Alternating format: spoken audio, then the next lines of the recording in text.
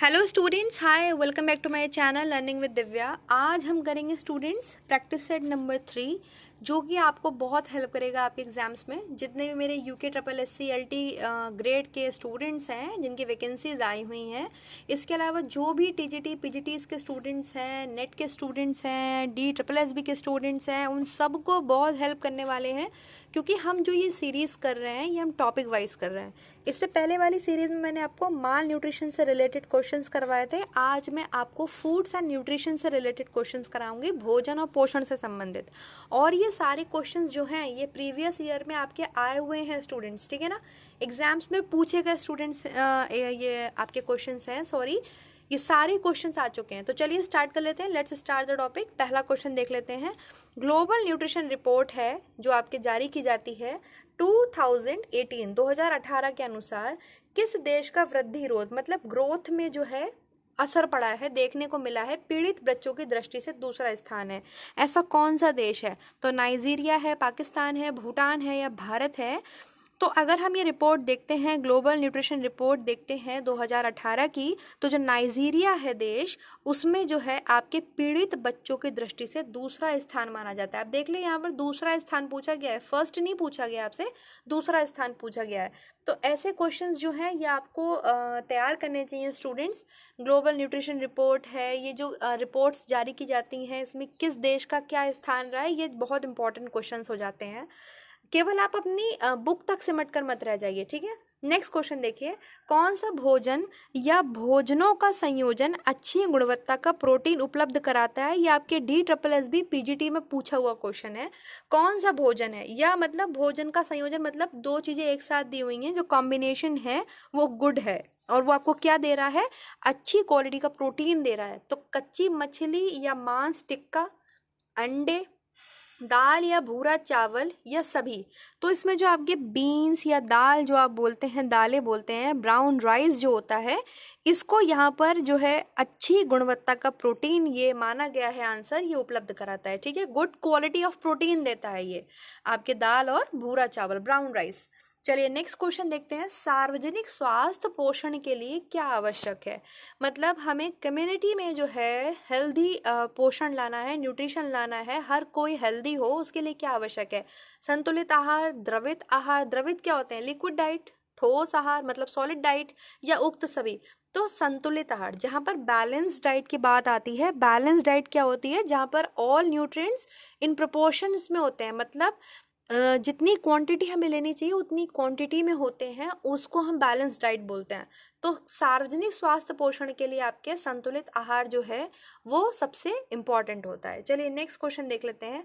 अपोषणीय पदार्थ जो भोज्य पदार्थों में उद्देश्यपूर्ण ढंग से मिलाए जाते हैं, ये क्वेश्चन आपके यूपीएलटी जो हुआ था 2018 में, उसमें पूछा गया था।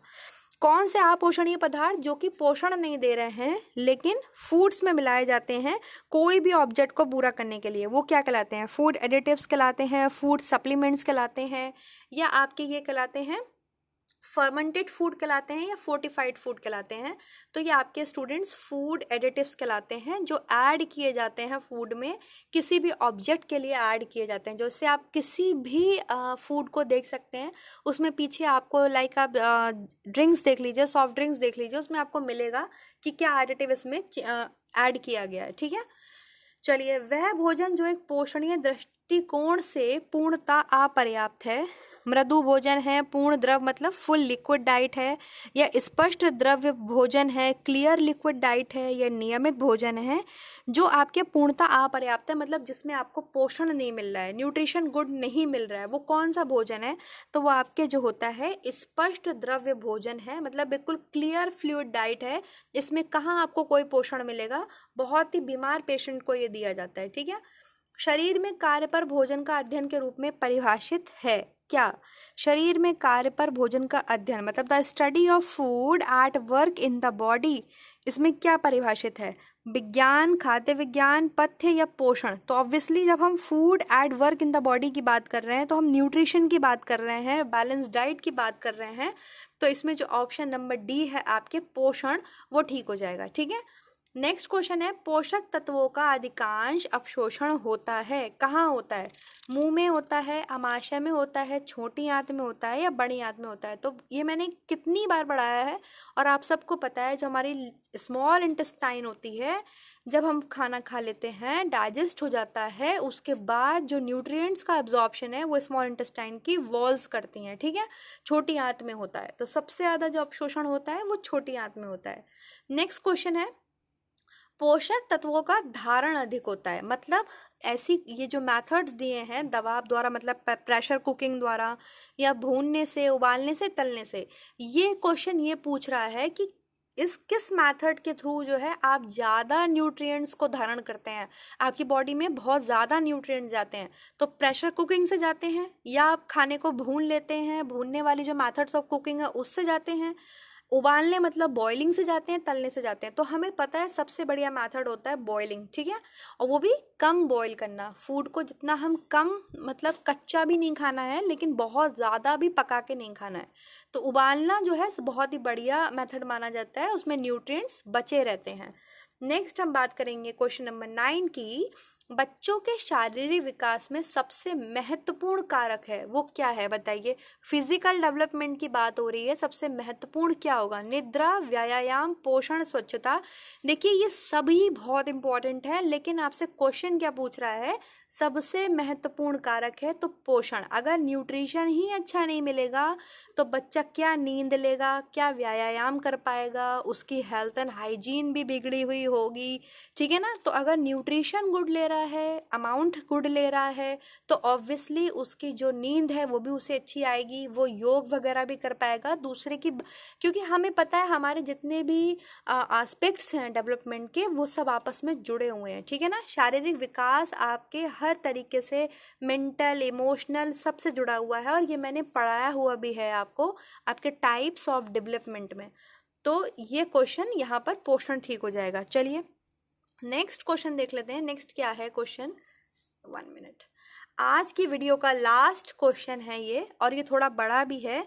राष्ट्रीय पोषण कार्यक्रम की निगरानी और मूल्यांकन प्रक्रिया को सही क्रम से लगाइए। आपके जो नेशनल न्यूट्रिशन प्रोग्राम है उसकी निगरानी और मूल्यांकन, ठीक है, मतलब उसकी सुपरविजन और इवैल्यूएशन प्रोसेस को आपको सही क्रम में लगाना है। तो ऑप्शंस देखिए क्या क्या है। फर्स्ट ऑप्शन है आपका विश्लेषण के लिए संरचना का विकास करना, मतलब एक स्ट्रक्चर बनाते हैं। मूल्यांकन और निगरानी की प्रक्रिया के लिए मूल सूचकों का निर्धारण करना, कुछ वो सूचक बना लेते हैं, उसको निर्धारित कर देते हैं। उपलब्धि मतलब जो अचीवमेंट्स हैं और जो परिणाम रिजल्ट आ रहे हैं उसके बारे में लिखना, नेशनल न्यूट्रिशन प्रोग्राम ये करता है। नमूने मतलब पैटर्न, प्रवृत्ति या संभावित व्याख्या की पहचान करना। और नेक्स्ट है, लास्ट है, सूचकों के बारे में जानकारी एकत्रित करना।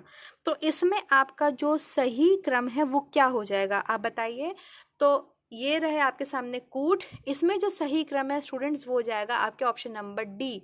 सबसे पहले आपके आ जाता है अकॉर्डिंग टू, हाँ मेरे यही है। सबसे पहले आप मूल्यांकन निगरानी की प्रक्रिया के लिए मूल सूचकों का निर्धारण करेंगे। भाई आपसे निगरानी करने के लिए पूछा गया है और मूल्यांकन प्रक्रिया पूछी गई है, तो पहले आप उसके क्या बनाएंगे, आप पहले उसके जो सूचक हैं या जो भी डेटाज हैं वो आप निर्धारण करेंगे, सूचकों का निर्माण करेंगे, ठीक है। इसके अलावा उसकी जानकारी एकत्र करेंगे सेकंड नंबर पे, फिर एक संरचना का विकास करेंगे, फिर जो भी आप पैटर्न्स, प्रवृत्ति, जो व्याख्या हो सकती है वो पहचान करेंगे, और लास्ट में जो भी अचीवमेंट्स और रिजल्ट्स आएंगे उनके बारे में आप लिखेंगे। तो ऑप्शन नंबर जो डी है वो इसका ठीक हो जाएगा। और ये क्वेश्चंस आपके यूजीसी नेट एग्जाम्स में पूछा जा चुका है, तो इम्पॉर्टेंट है स्टूडेंट्स। और ये सभी आपके प्रीवियस ईयर क्वेश्चन है, इनको आप रिपीट कीजिए, रिवाइज कीजिए, अपने नोट्स खुद से बनाइए, और कहीं भी कोई प्रॉब्लम होती है तो आप कमेंट सेक्शन में कमेंट करके आसानी से पूछ सकते हैं। इसके अलावा आप लाइक कीजिए, चैनल को सब्सक्राइब कीजिए, शेयर कीजिए, ज़्यादा से ज़्यादा अपने फ्रेंड्स में शेयर कीजिए। स्टूडेंट्स वीडियो में अगर आपको पसंद आ रहा है तो कमेंट ज़रूर कीजिएगा, और अगर आप व्हाट्सएप ग्रुप से ऐड होना चाहते हैं तो मैंने वीडियो अपलोड किया हुआ है, उसको देखिए, how to get my notes वाली, और आप व्हाट्सएप ग्रुप पर ऐड हो सकते हैं। चलिए thank you so much, next video में मिलेंगे नेक्स्ट टॉपिक के साथ, तब तक अपना ध्यान रखिए। Thank you so much.